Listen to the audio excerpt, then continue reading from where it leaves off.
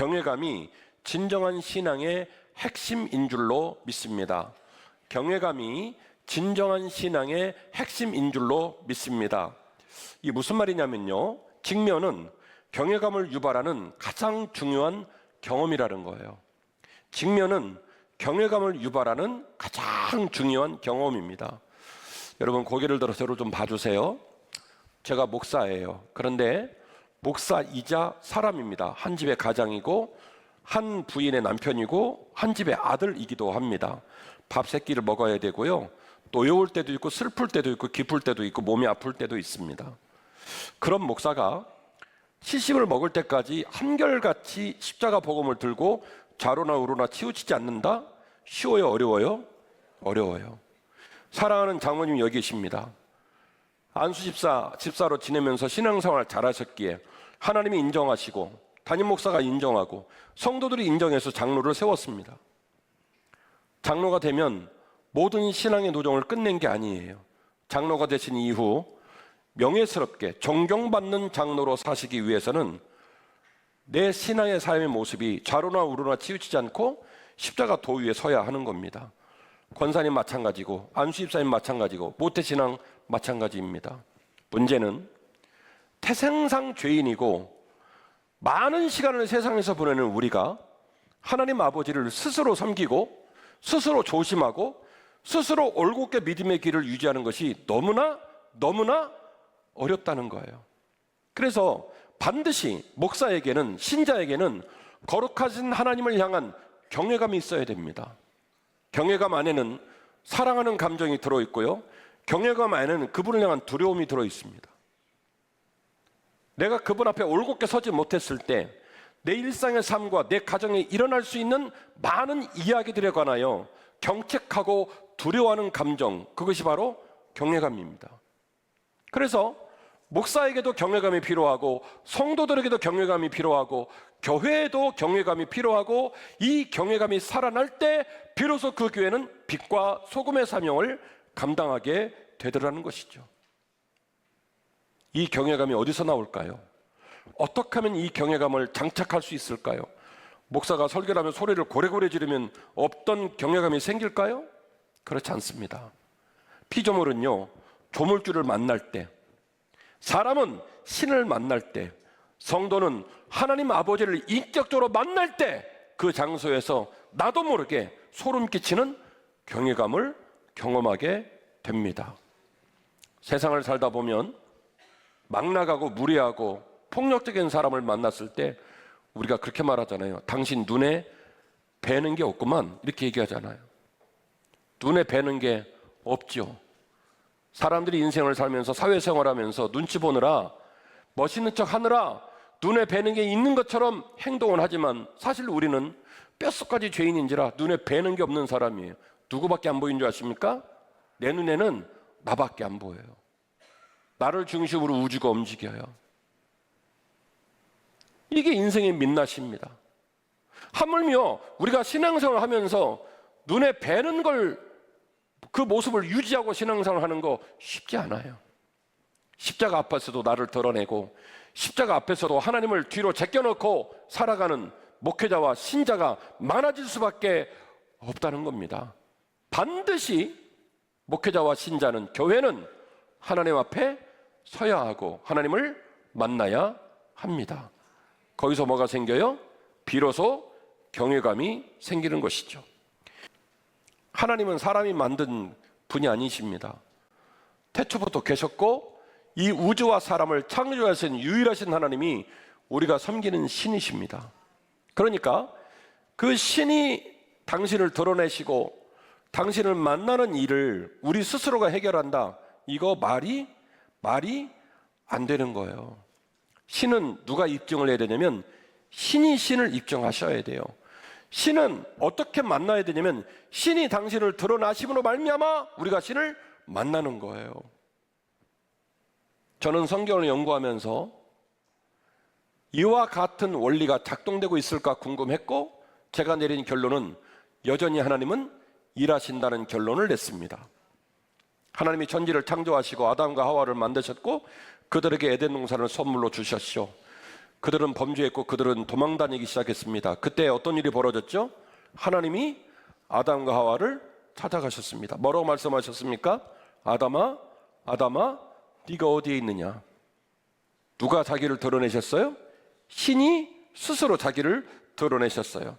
출애굽의 열 재앙과 홍해의 갈라짐의 사건들, 성막의 구름의 임재와 만나와 메추라기 사건들, 엘리야의 불기둥 사건, 성전의 구름기둥 사건, 70년 포로 생활의 기적적인 귀환, 예수님의 수많은 기적과 돌봄의 사건들, 오순절 다락방의 성령 강림의 사건들, 바울과 베드로를 통해 나타났던 수많은 기적과 사건들 이후에 주님의 제자들이 순교의 폭판에 설 때까지 오직 예수 그리스도를 향한 믿음을 저버리지 않고 순교의 영성으로 마지막 길을 걸어갔던 그 모든 사건들 가운데 신의 현현이 있었어요. 스데반 집사를 기억하십니까? 사람이 사른 채로 돌에 맞아 죽는 것은요, 끔찍한 처형 방식입니다. 인간의 의지와 노력으로 감당할 수 없는 처형 방식이죠. 그러나 스데반 집사는 영광 가운데 웃는 모습으로 돌에 맞아 죽음의 세상을 떠났습니다. 어떻게 그런 일이 벌어졌죠? 신의 현현을 받기 때문이에요. 성경은 말합니다. 하늘이 열리고 그곳에서 하나님 아버지의 영광을 두 눈으로 목도를 한 거예요. 그 신과의 만남을 통해서 스데반은 마지막 사명의 길을 걸어갈 수가 있었다라고 하는 것이죠. 하나님은 가장 중요한 삶의 정점에서 당신을 강하게 드러내셨고, 인간은 그 위대한 신 앞에 드디어 신자의 경외감을 간직하고 그 경외감으로 신앙의 길을 걸어가게 되더라는 것입니다. 하나님은요, 반드시 인간에게 하나님을 드러내시고 인간은 확실한 체험과 인격적 만남을 통해서 비로소 신자의 길을 당당히 완주할 수 있습니다. 저와 여러분은 직면을 경험해야 합니다. 저와 여러분은 하나님과의 만남을 사모해야 합니다. 만나야, 직면해야 거기서 우리는 비로소 경외감을 간직할 수가 있어요. 여러분이 목사와 개인적으로 대화를 하든 설교를 들어보든 목사님의 가슴 가운데 하나님을 모시고 있구나, 목사님이 하나님을 모시고 있기 때문에 거기서 용기가 나오고, 목사님이 하나님을 모시고 있기 때문에 두려워하는구나, 여러분 느껴요, 못 느껴요? 느끼신단 말이에요. 이 명백한 신앙의 증거가 우리 사랑하는 장로님들에게, 권사님들에게, 안수집사님들에게, 한빛교회 성도에게 넘치시기를 주의 이름으로 축원합니다. 그러면 어떻게 직면을 한단 말입니까?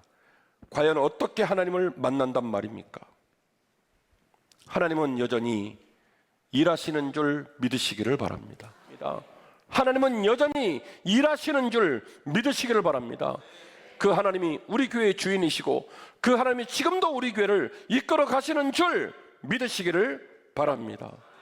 시간과 관점에 관한 얘기인데요, 인간의 시간이 있고 하나님의 시간이 있고요, 인간의 관점이 있고 하나님의 관점이 있더라는 거예요. 성경을 보니까 하나님은 하나님 백성과 함께 아주 가깝게 지낼 때도 있고요, 많은 이야기로 대화를 할 때도 있고요, 항상 모든 공동체가 명백히 하나님을 피부로 느낄 때도 있더라고요. 그런가 하면 어느 때는요, 하나님이 침묵을 하시고 당신의 백성들과의 관계에 거리를 두실 때도 있고요, 그리고 그 기간 동안에 그 기간의 방법대로 또 하나님 백성은 하나님을 인지하고 소통하더라고요. 다시 말씀을 드리면 저와 여러분이 신앙생활하고 있는 이 지금의 역사적 정점이 하나님이 임재하심이 풍성한 때인지 하나님이 침묵하시는 때인지 우리는 잘 몰라요. 제가 개인적으로 생각할 때는 후자 쪽에 가깝다라는 생각을 하면서 저는 살아요. 그래서 속상해요. 이런 상황을 만들어놓은 우리의 모습이 너무 죄송하고 너무 가슴이 아파요. 하나님을 존중하지 않고 하나님을 경외하지 않고 우리가 주인 되어 살면 살수록 하나님을 더 침묵하게 되실 겁니다. 우리가 벌려놓은 일, 우리의 마음은 생각도 하지 못하고 하나님이 주무신다는 둥, 하나님이 죽은 것 같다는 둥, 이런 말을 함부로 해가며 우리는 하나님과 우리 사이를 지금 설정해 놓고 있는 거예요. 다시 설명 들어갑니다. 인간의 시간이 있고 하나님의 시간이 있고요, 인간의 관점이 있고 하나님의 관점이 있고요, 이 사이에는 뭐가 존재하냐면 간극이 존재합니다. 간극이 존재해요. 욥기 23장 말씀을 소개합니다.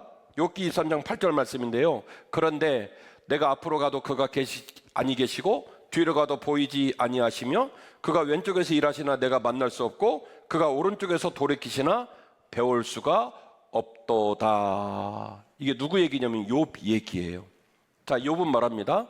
하나님 만나고 싶다고요. 하나님 직면하고 싶다고요. 근데 하나님이 만나줘요, 안 만나줘요? 안 만나줘요. 동서남북 다 가봐도 그분이 나를 만나지 않는데요. 그분이 내 목소리에 반응을 하지 않고 그분이 내 방식대로 움직이지를 않는다는 거예요. 그래서 욥이 너무 애가 타는 거예요. 그분 좀 만나서 도대체 이 상황이 어찌된 일이냐고 뭔가 좀 답을 묻고 싶은 상황인데 그분이 만나주지를 않는 거예요. 그래서 욥이 하나님을 찾아다녔지만은 하나님은 욥을 만나주지 않는 것처럼 보입니다. 그런데 말이죠. 이어지는 본문에 욥은 이렇게 말을 합니다. 부정 접속사로 본문을 이어가는데요. 그러나 내가 가는 길을 그가 아시나니 그가 나를 단련하신 후에는 내가 순금같이 되어 나오게 될 것이다. 내 발이 그의 걸음을 바로 따랐으며 내가 그의 길을 지켜 치우치지 아니하였고 내가 그의 입술의 명령을 어기지 아니하고 정한 음식보다 그의 입의 말씀을 귀히 여겼도다. 할렐루야.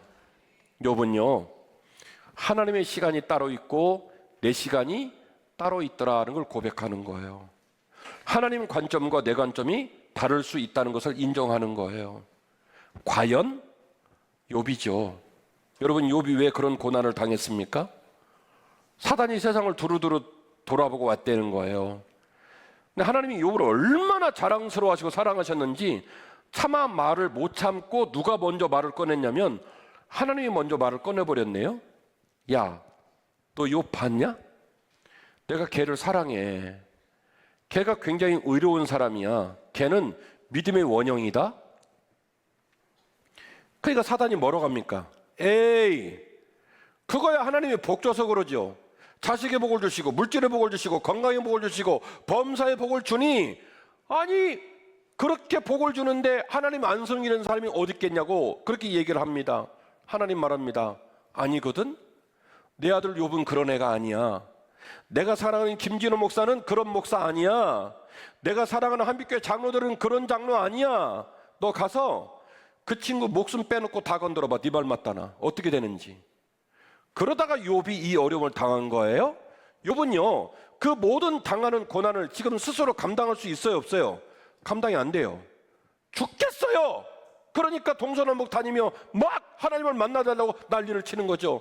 만나요, 못 만나요? 못 만나요. 그때 욥이 말합니다. 그러나 내가 가는 길을 그가 아시나니. 내 시간하고 하나님 시간하고 안 맞고 내 관점과 하나님 관점이 안 맞아서 지금 나는 하나님을 볼 수 없지만 내가 지금까지 어떻게 살았는지 그분이 잘 아시기 때문에 혹시 그분을 나를 연날의 땅으로 부르신 것이 맞다면 차라리 나는 이 기회에 순금되어 나올 것이다. 이 고난의 터널을 통과하며 하나님이 침묵하시는 이 엄중한 시간에 나와 하나님의 사이를 재점검해서 불순물 다 빼고 순금되어 내가 나오게 될 것이다. 과연 욥입니다. 하나님 만나셔야 돼요. 하나님 앞에 직면하셔야 돼요. 그러나 때로는 내 시간과 하나님의 시간이 안 맞을 수 있고 내 관점과 하나님의 관점이 안 맞을 수 있고 그러나 반드시 우리가 하나님을 구하고 그분 앞에 설 때 그분은 우리를 만나 주실 줄 믿으시기를 바랍니다. 설교의 결론입니다. 하나님을 만나고 경외의 감으로 신앙의 길을 완주하셔야 할 줄로 믿습니다. 우리가 요즘 새벽에 읽고 있는 본문이 민수기인데요. 민수기 22장에 보면 재밌는 내용이 나옵니다. 이스라엘 백성이 출애굽을 하잖아요. 출애굽을 하고 가데스 바네에서 불순종해가지고 출애굽 1세대가 다 죽어요. 40년 동안 여행하다가 죽습니다. 몇만 명이었죠? 출애굽할 때 60만 명이었거든요. 그 60만 명이 죽고 그 여행하는 과정에 아기들을 낳아요. 아기들을 낳아서 출애굽 2세대가 만들어지는데 놀랍게도 제로 포인트. 그 2세대가 1세대하고 숫자가 얼추 비슷합니다. 또다시 몇몇 명이 된 거예요? 60만 명이 된 거예요. 이 60만 명이 40년 광야 여행을 마치고 에돔, 모압, 암몬 땅을 경유하면서 이스라엘로 들어가게 됩니다. 자, 여기를 지나가게 되는데 사신을 보내가지고 이 왕의 대로를 따라 이동을 할 때 우리가 당신들과 싸우지 않을 터이니 우리를 지나가는 걸 허락하라 그 얘기를 하는데요. 허락해요, 안 해요? 안 해요. 그래서 가는 곳마다 전쟁을 치릅니다. 시온하고도 전쟁을 치르고 에돔과 전쟁을 치르고 막 전쟁을 치르다가 민수기 22장에 오면 드디어 모압 땅에 이르게 돼요. 당시 모압 땅에는요, 모압 왕 십볼의 아들 발락이 있었고요, 또 그 옆에는 메소포타미아 부올의 아들 술사 발람이 나옵니다. 그래서 여러분들이 잘 헷갈리시는데 헷갈리시면 대충 기억을 하세요. 제가 기억을 하고 있으려니까 오늘 일부 예배 끝나고도 목사님 헷갈려, 그냥 헷갈리세요. 여러분 할아버지 이름을 잃어버리지 말고 헷갈려도 돼요. 제가 기억하고 있으려니까. 자, 모압 왕 이름이 뭐냐면 발락이고요, 술사 이름은 발람입니다. 이 모압 왕 발락이 가만히 보니까 큰일 나게 생겼거든요. 그래서 고관 대작을 보내고 그리고 많은 물질을 보내가지고 누구를 데려오려고 하냐면 술사 발람을 데리고 오려고 합니다. 목적은 이스라엘 백성을 저주하라는 거예요. 저주해서 우리와 못 싸우고 무너지도록 하라는 거예요. 그런데 말이죠, 발람한테 이제 고관 대작이 오고 많은 공신물들이 왔는데 발람이 반응을 하지 않아요. 하나님께 물어봐야 된다고. 그래서 몇 번이나 거절을 하냐면 무려 3번이나 거절을 하는 일이 벌어집니다. 그러니까 그 기간 동안에 더 높은 사람을 보내고 더 많은 물질을 보내고 옥신각신 난리를 쳤겠지요. 그리고 오다가 이런 일이 벌어집니다. 오다가 보니까 하나님의 사자가 이 불검을 들고 그 길을 막고 있는 거예요. 그래서 발람의 나귀가, 그 유명한 사건이죠, 3번이나 발람한테 애를 먹입니다. 한 번은 밭으로 들어가 버리고요, 한 번은 다리를 벽에다가 막 쓸려가지고 발람이 열받아가지고 막 채찍으로 때려요. 이놈 미쳤나 말이죠. 그리고 끝내는 이러고 계속 끌고 가니까 나귀가 어쩔 수가 없어서 그 불의 사자 앞에 거꾸러집니다. 그 막 두들겨 패요. 막 패니까 우리 하나님 참 짓궂으셔. 뒤지게 맞고 있던, 성경에 나와요, 민수기 22장 집에 가서 읽어보세요. 뒤지게 맞고 있던 나귀한테 사람이 하는 말을 할 수 있도록 허락을 해줍니다. 그래가지고 나귀가 갑자기 한국말을 하기 시작하는 거예요. 여보셔, 말 좀 합시다. 그래서 나귀가 이렇게 말을 해요. 주인이요, 내가 당신을 평생 동안 내 등에 태우고 다니면서 당신한테 애를 먹인 적이 있냐? 길이 아닌 적을 간 적이 있냐? 당신을 떨어뜨린 적이 있냐? 그러니까 발람이 말은 또 잘해요. 없지. 그런데 내가 오늘 당신을 태우고 밭으로 들어가고 쓸려 다리를 쓸리게 하고 막 내가 거꾸로 떠가지고 당신이 넘어지니까 그때마다 어쩌면 그렇게 모질게 나를 두들겨 패냐? 그랬더니 발람이 선 넘는 말을 해요.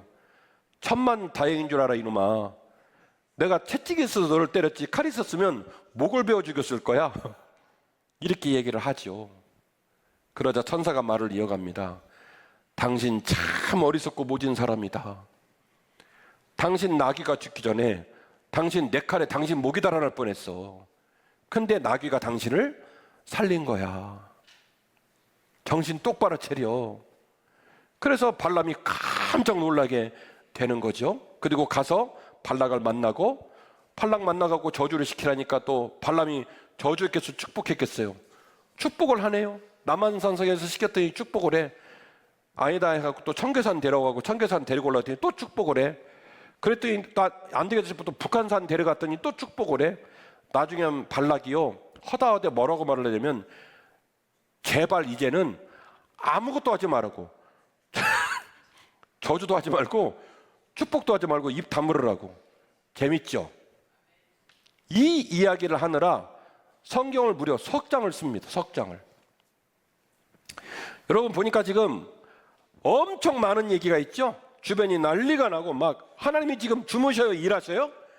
뭐 엄청 일하시는 거예요. 막 발락 갔다 막 나귀 막 입 열고 막 얘기하고 막 불검 들고 막 얼마나 많은 일이 분주하게 일어납니까? 자, 여기서 질문 들어갑니다. 그런데 그 모든 사달의 복판에 있고 혜택을 보고 있는 당사자인 이스라엘 백성들은 이 모든 내용들을 알까요? 모를까요?